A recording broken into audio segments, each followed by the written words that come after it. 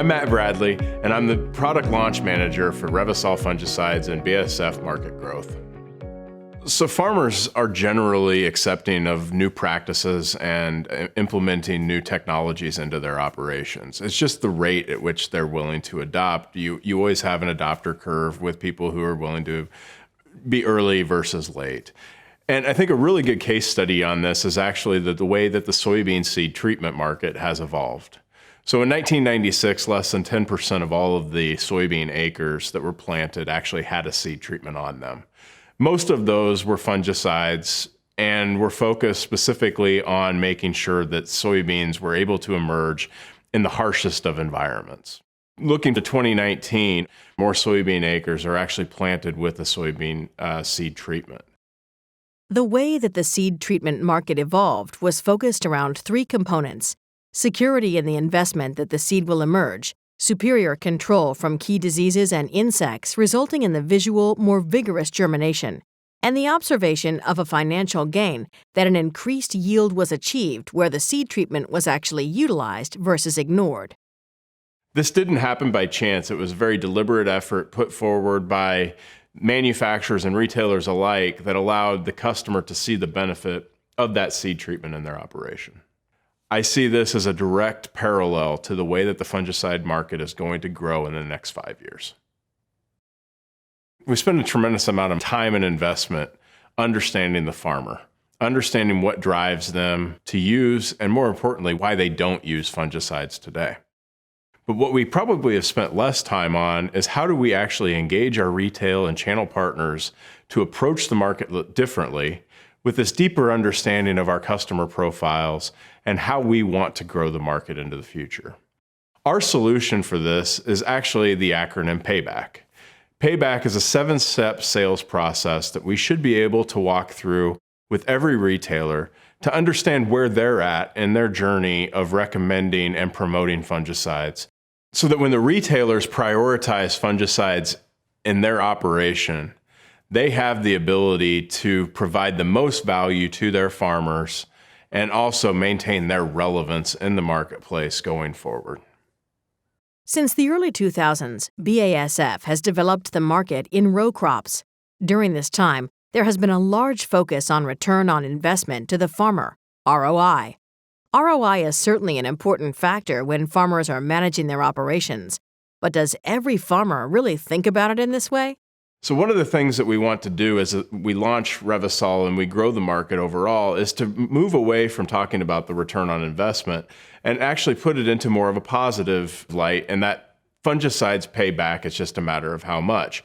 And by using this 7-letter acronym, we can follow a 7-step process to enable our retail and channel partners to be more effective when they're talking to customers about the use of these valuable products in their operation.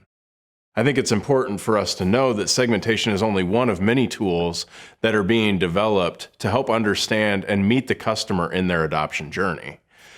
Probably the most important tool is actually the one that we're here to talk to you about today, and that's our sales model going forward and how we can approach the market differently. Understanding and helping use segmentation to support the retailer in their conversations is what the Payback model is built for. The first step in the process is to prioritize. One of the key challenges retailers have today is they may or may not put a priority around fungicides in their businesses and taken the time out to actually sell the products. More importantly, we often incorrectly profile customers either by experience, willingness to partner with BASF, and general attitude as not wanting to sell. Instead, if we challenge ourselves to see them as high-quality prospects who are needing a little nudge and a bit of help in the process, imagine what could happen. A lot of retailers actually feel that the risk to their reputation by incorrectly making a recommendation is more risky than actually not making a recommendation at all. So by understanding these challenges and immersing ourselves in our customers' business, we can actually put fungicides as a priority in their operations for growth into the future. The first step is actually to make sure that that retailer acknowledges frustration with the way that the market has evolved over the past 10 to 12 years. Aligning ourselves with the customer and understanding where they're at is one of the key components to being able to move forward and get the customer to accept that market growth is even possible. So once we've aligned and we understand where we want to go, one of the most critical components of being able to prioritize fungicides is to be able to create a roadmap in which both us and the retailer can see success and quick wins through the process. When we understand that, we can then partner and immerse ourselves in that retailer's operations so that the perceived risk of recommending fungicides is very, very low when they replace that by recommending BASF plant health products as the only way forward. We've identified application intensity as a key driver and motivator to transition a farmer from being reactive in their approach to using fungicides in their operations. The challenge we have is that too often, retailers lack a deliberate plan to get the farmer to gradually increase the farmer's adoption, and we focus on the end goal as 100% of their acres versus half. Complete adoption is most often less than 100%. And so the conversation can open itself up to farmer objections of why he can't get to 100% or even have enough time to make the application in a timely manner. During this discussion of shooting for the stars, we not only lose the chance to get the farmer to 50%, we also lose the opportunity to upgrade or downgrade the offer. Instead, we lead with a new product to upsell, cannibalizing the existing book of business. We often think it's easier to upsell versus seeing the true opportunity of getting that customer who's treating less than 50% or not at all to adopt fungicides into their operation. When we spend the time trying to upsell and we don't follow this process, it often ends in frustration and a lack of motivation by both us and retailers to actually go try to find those growers because the payback just isn't there. So the opportunity and progress within application intensity really looks like focusing on 50%. If we can accomplish that and get 70% of all farmers to use a fungicide by 2023, no matter how many acres that they're actually treating, we will be successful with the launch of Revysol and we will grow the market again. Understanding the farmer's place in their adoption journey is critical for this. Remember, 90% of all farmers have used a fungicide in their operation, and 40% have been left with some sort of a negative perception related to fungicides as they've been integrated into their operation.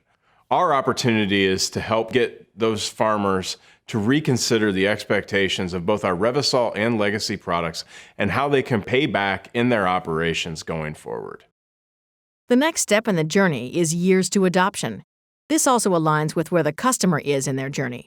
Today, on average, it takes 7 years and almost 7 face-to-face interactions with the farmer, or 50 total sales calls, to be able to get a customer to completely adopt fungicides into their operation. 7 years, 50 sales calls. This is time-consuming, overwhelming, and without a final target, there is no end in sight. More importantly, with this level of commitment, the return on the investment is questioned and interest is lost. More importantly, what is retained is the sense of failure that occurred in the process to complete adoption. We've talked a little bit about understanding where the customer is in the adoption curve.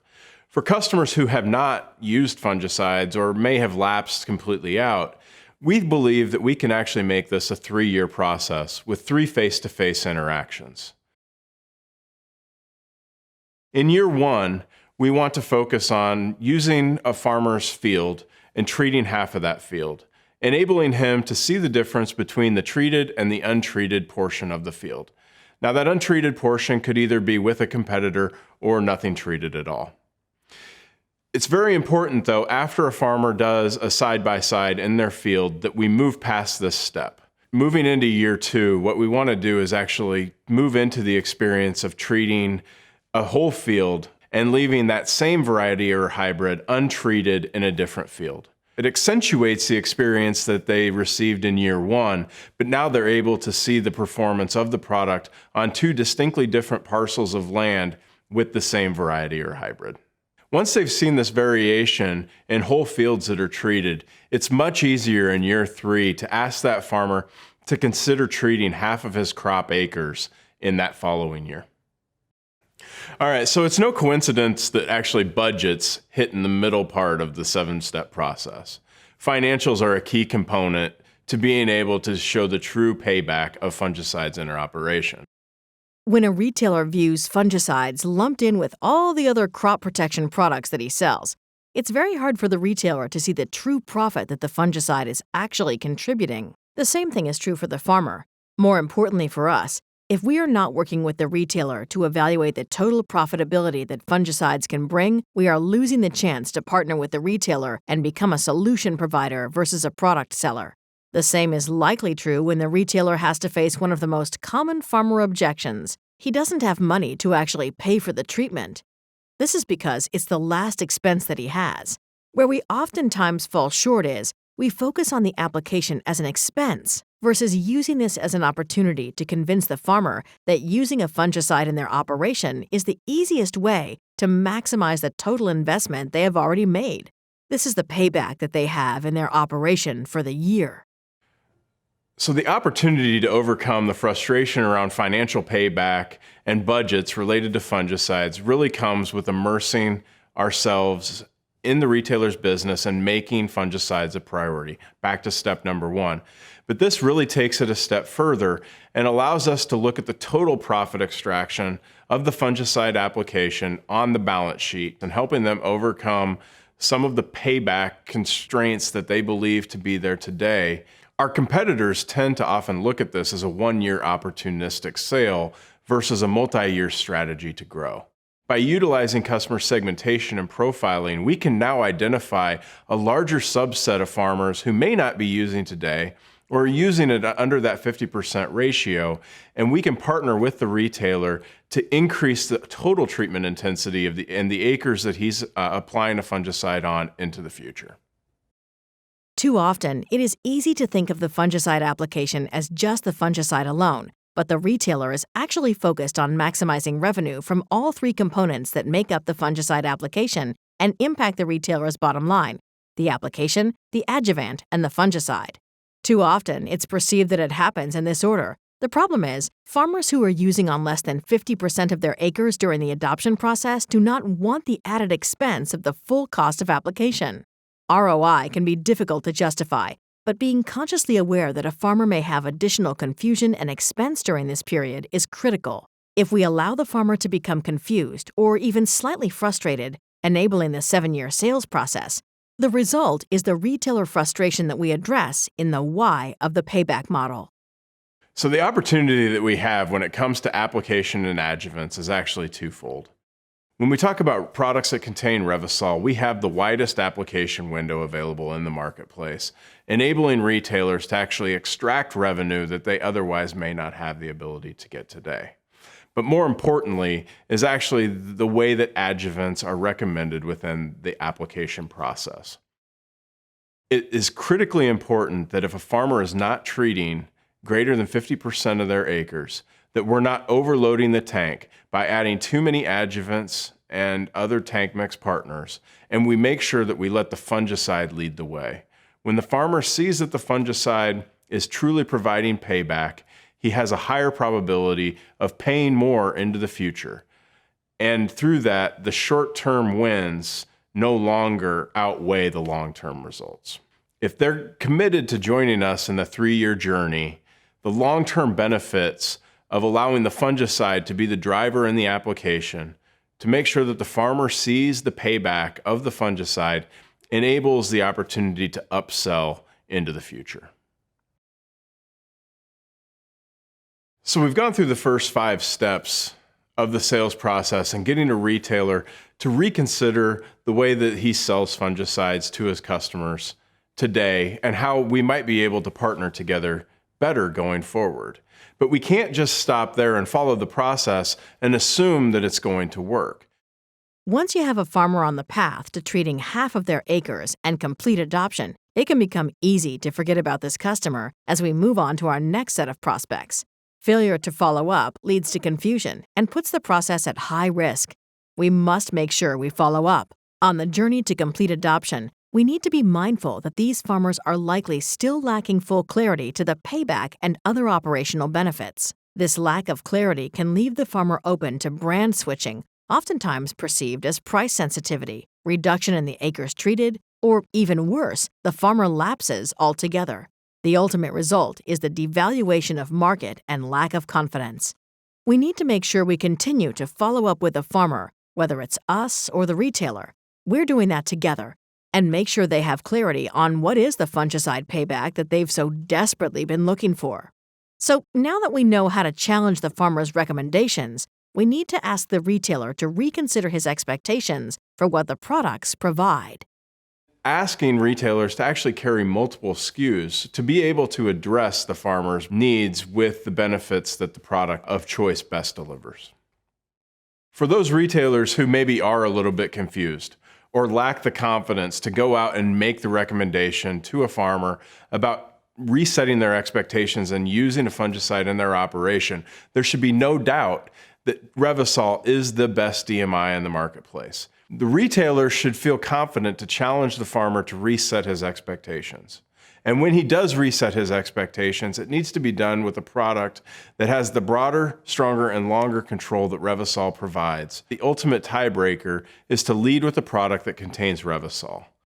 We know that 90% of farmers have used a fungicide in their operation, and 50% of those customers aren't using today. The important thing to note here is that when we are approaching customers who are not using today, we need the tone of our conversation to change.